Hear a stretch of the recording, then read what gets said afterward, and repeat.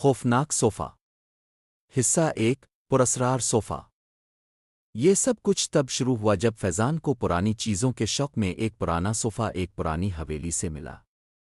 دکاندار نے آخری وارننگ دی، بیٹا یہ صوفہ کسی عام جگہ سے نہیں آیا، اس پر صرف بیٹھنا مت، خاص کر رات کے وقت۔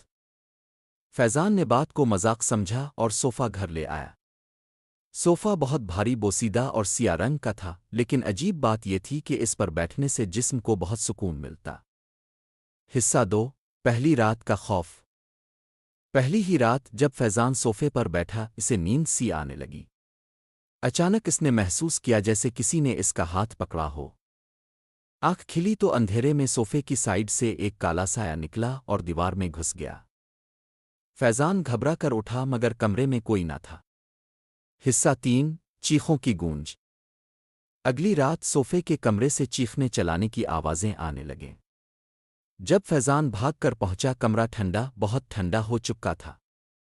صوفے پر خون کے نشان تھے اور نیچے زمین پر ایک جلی ہوئی پرانی تصویر ملی، ایک نوجوان لڑکی کی جو صوفے پر بیٹھی تھی، مگر اس کی آنکھیں غائب تھیں۔ حصہ چار پرانا راز۔ فیضان نے تحقیق شروع کی۔ پتہ چلا کہ وہ صوفہ ایک پرانی حویلی سے آیا ہے جہاں ایک لڑکی اورابی کو زندہ جلا دیا گیا تھا۔ کہتے ہیں وہ آخری وقت میں اسی صوفے پر بیٹھی تھی اور اس کی روح صوفے میں قید ہو گئی تھی۔ اب ہر وہ انسان جو اس صوفے پر بیٹھے، اس کی نیند، اس کی روح اور کبھی کبھار اس کی جان بھی چھن جاتی ہے۔ حصہ پانچ صوفے کی طاقت۔ فیضان اب دن بدن کمزور ہونے لگا۔ اسے بار بار خواب میں وہی جلی ہوئی لڑکی نظر آتی جو کہتی، یہ صوفہ اب تیرا ہے، آتاو میرا ہو جا۔ ایک رات جب فیضان سو کر اٹھا، اس کے ہاتھ پر جلی ہوئی انگلیوں کے نشان تھے، جیسے کسی نے بہت زور سے پکڑا ہو۔ حصہ چھ بھاگنے کی کوشش۔ فیضان نے صوفے کو جلا دینے کا فیصلہ کیا۔ وہ اسے باہر لے گیا اور آگ لگائی، مگر آگ صرف لکڑی کو لگی، صوفے کو کچھ نہ ہوا۔ صوفہ وہاں سے خود ہی واپس گھر آ گیا۔ جب وہ گھر پہنچا تو صوفہ پہلے سے زیادہ نیا اور صاف دکھائی دے رہا تھا۔ حصہ سات آخری انجام۔ فیضان اب دن رات اسی پر بیٹھا رہتا۔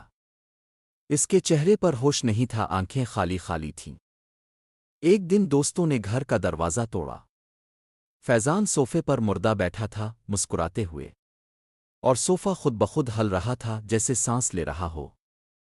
حصہ آٹھ آج بھی وہ صوفہ۔ کچھ لوگ کہتے ہیں وہ صوفہ آج بھی موجود ہے۔ جو بھی اسے خریدتا ہے چند دنوں بعد خاموش ہو جاتا ہے، تو پاگل ہو جاتا ہے، بے آواز مر جاتا ہے۔ صوفہ زندہ ہے کیونکہ رابی کی روح آج بھی اس پر بیٹھی ہے، کسی نئے انسان کا انتظار کرتی ہوئی۔ سبق: ہر پرانی چیز میں یادیں ہوتی ہیں، مگر کچھ یادیں صرف ماضی نہیں ہوتیں، وہ حال اور مستقبل کو بھی نگل سکتی ہے۔